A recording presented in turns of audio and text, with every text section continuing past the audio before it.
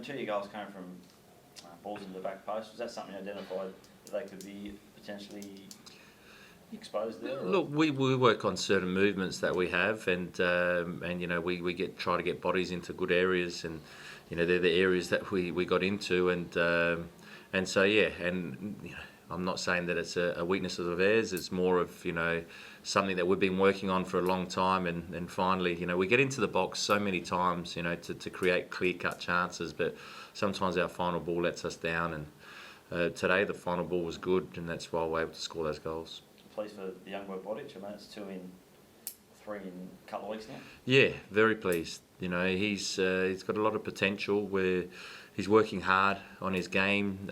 We've been working with him now for 18 months. You know, he was over in Germany for a couple of years, hadn't played or trained with, you know, senior boys, so it took him a while to get to physically the level that he needs to get to, and then, you know, understand, you know, what it takes to be a professional footballer at an elite level. And he's a great kid that wants to learn and keeps working, and so he deserves the 2 goals. But we also have to, you know, make sure that we don't get carried away too quickly, because we got to, you know. Funny thing of doing that here, we get carried away with some. I read someone compared him to Mark Viduka. Yeah, I know. Yeah, we you know what? He's a good player, and he's learning the game. So he has to keep learning the game, and we have not only the coaches but the players around him to help him learn the game. You almost conceded in the first 30 seconds, then you hit back, and then you're under a lot of pressure and hit back again. How proud were you of the boys to be able to absorb that pressure before then striking for yourselves? Yeah, proud of the resilience we showed, you know, because like I said earlier, sometimes when you haven't won for a while, players can become a little bit anxious, a little bit nervous, you know, that, you know, things aren't really going our way, and but they, you know, they showed that resilience defensively, and showed, you know, because we knew that Newcastle will come out very strong and fast, and they do that, and they can open up teams pretty easily. So it was important that we had to stay strong, and you know, again, when we conceded the goal, it was just after we scored our second. So, you know, the boys could have folded, but they didn't, and I thought we started to play really well after that. Talk about being under pressure in that first half. Jamie Young was incredible between the sticks. What did you make of his game? Yeah, he was good. He was good when we needed to be good. You know, in the second half, I don't think he had to make a save, but in the first half, we needed him to make, you know, a few important saves, but we know that he can do that. And Jamie Young's been good for us since he's been here. Josh Risdon back into the starting side. He's trained well, obviously, out back into it. What do you think of him today? Yeah, Josh was brilliant. And really pleased for him. Been out for a couple of weeks, but you know, that's probably the best he's looked all season. And so happy for him. He's a big plus. We've had a lot of injuries. You know, the injuries have hurt us a lot. And having him back now, Ben Garucio's in the squad. You know, knocking on the door, ready to get back in as well. Topper Stanley next week. Hopefully Lustica soon. Rami Najarine. So, you know, once we get all these players back in, we start to look strong again. I know there's not long to go, but you know, we have to build on this win and performance, and we've got another important game against Perth next week. You talk about not long to go. He's just snapped a 3-game losing streak. It's moved you off the bottom of the ladder. Is it a backs against the wall performance? Did you speak about this, speaking like this was a must-win game? I didn't say it's a must-win game. I said that we have to prove a point, not only to everyone on the outside that we're still a good team, but to ourselves, because you know we're disappointed with. You can lose games. We understand that. That's part of football. Like we lost to Adelaide when we should have won that game, but you know, sometimes you might make an individual error.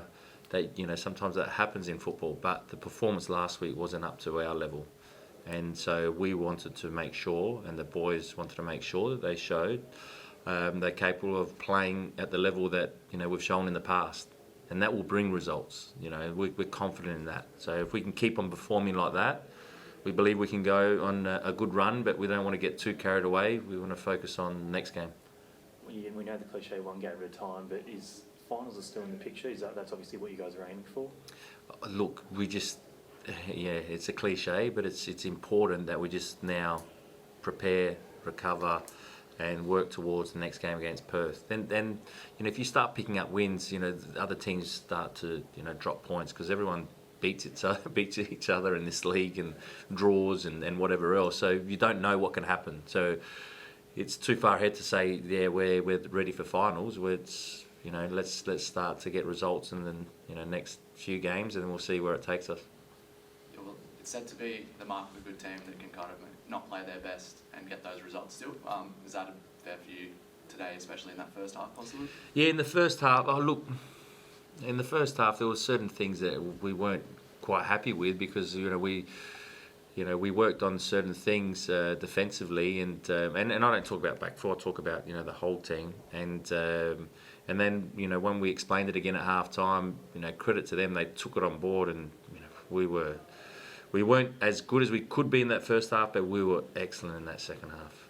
Like, I can't remember a game played here that a team will create that many one-on-ones and clear-cut chances. It was something that was impressive from us. We were just a little bit upset that we didn't score more because I think we missed one from right underneath the goal and had other one-on-ones. So, but it was a great second half performance. Yeah, looks like Roos kind of just slots straight into that number 9 spot, finding himself in behind a lot. He'll be important come the next couple rounds. Yeah, important not only in the next couple of rounds, but important for the future because he's another kid that's learning the game, learning how to be a professional, learning our way, and I know that there will be a lot more to give from him, and he's willing to work, he's willing to learn, he's willing to improve, and straight away he gets in behind, and that's what he's got. He's a powerful athlete. They're dangerous to when there's space, he can cause problems. What was your message to the team after the full-time whistle when you got back in the sheds? What did you speak to them about? About our response from last game, and it just didn't happen today. It happened, beginning of the week when we trained. The boys trained. It was the best week we've had, and that was the response that we needed. And that's now again we need that that training intensity level from the start again. Come in on Monday. They recover now and come in Monday, and we're ready to work again. So that was mainly it. It was that we needed that response, and then it was good that we got it. All good. Thanks, everyone. Thanks.